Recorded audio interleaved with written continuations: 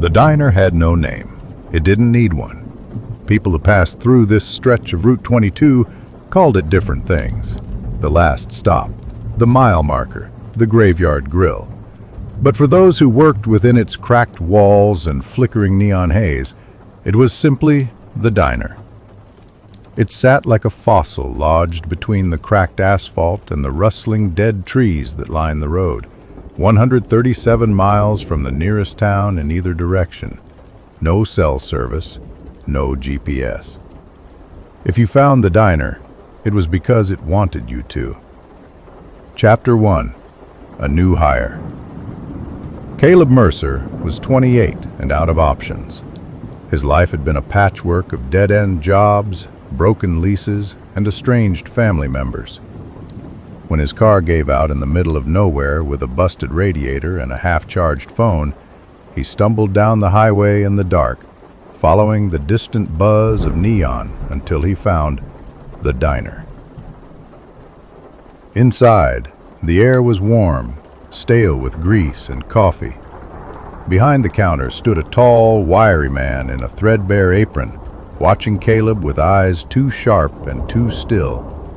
"You lost, or are you looking for work?" he asked.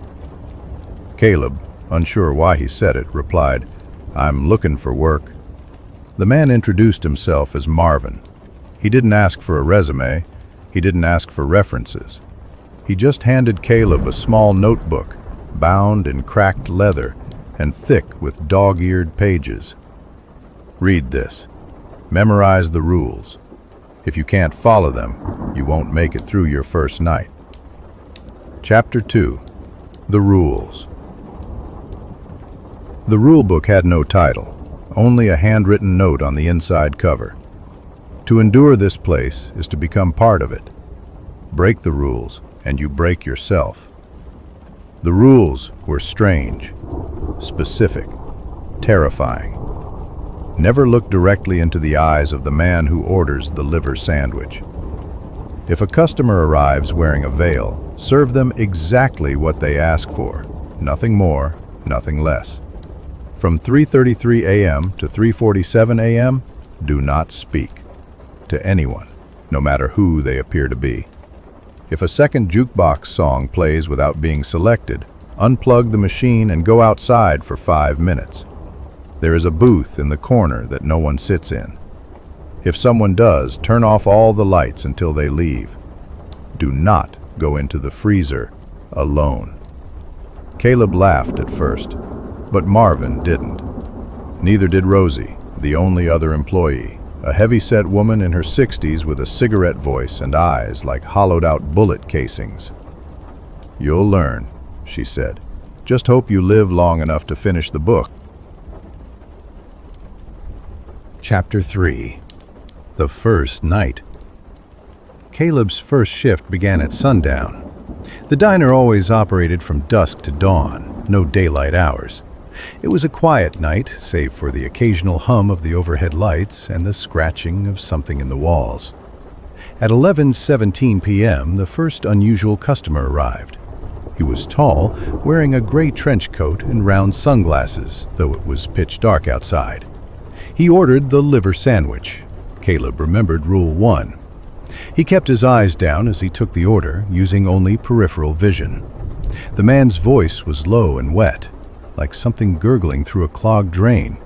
He finished eating without incident, left exact change, and walked backwards out of the diner. Rosie lit another cigarette. "You did good. Most don't." Chapter 4. Ghosts in the Booth. It was around 2:45 a.m. when the door creaked open again. A young woman walked in, soaked from head to toe, veil covering her face like wet gauze. She sat in the far corner booth, the one mentioned in Rule 5. Caleb froze. Rosie grabbed his arm and whispered, "The booth's taken. Lights, now." He hit the breaker behind the counter. The fluorescent lights died with a low pop. The diner plunged into darkness, save for the dull red glow of the open sign. Something moved. A scrape of wet fabric. A sob. Then silence. When Caleb turned the lights back on 5 minutes later, the booth was empty. The air smelled like rain and lilies. Chapter 5. Origins. On his third night, Caleb found a hidden trapdoor beneath the diner's pantry. Marvin caught him standing over it. "That's not your place to go," he said, voice harder than usual. "This land, it remembers," Rosie explained later. The diner was built over an ossuary, a mass grave of a long-extinct tribe whose rights were never honored. When the first owners opened shop in 1952, strange things started happening. Patrons disappeared. Employees cracked. The land claimed its due. Every decade, something awakens beneath the floorboards, and the rules are rewritten in blood. Caleb asked why they stayed. Marvin looked out the window at the empty road. "Because it's worse out there." Chapter 6. Creatures and Pretenders. They came more often now. The veiled woman returned weekly, her dress changing color with each visit. The man with no face sat at the counter sipping black coffee he never ordered. A child appeared at the window some nights, tapping against the glass until someone looked too long and forgot how to speak. There were dozens of entities. Each had their own rule, their own trap. One shift, a family of 4 entered, smiling too wide, blinking too slow. They ordered pancakes. Marvin served them salt. "You feed them what they ask for, they think you're prey," he said. "You feed them what they need, they think you're kin." Chapter 7. The Freezer. Eventually, curiosity won. Caleb entered the freezer alone after a clatter came from within. Inside, hanging from the ceiling, were slabs of meat, but they were breathing.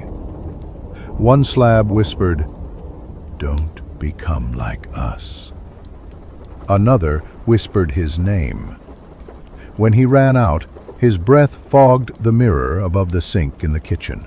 Words appeared. Rule 7. Don't listen to them. He hadn't seen that one before. Chapter 8. The Choice. On his 30th night, the diner shifted.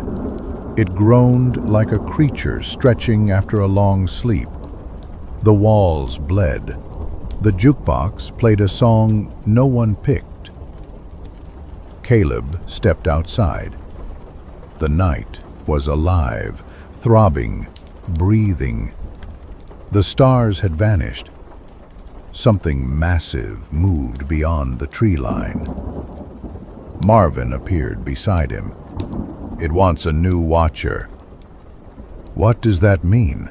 "Every so often someone has to stay, forever.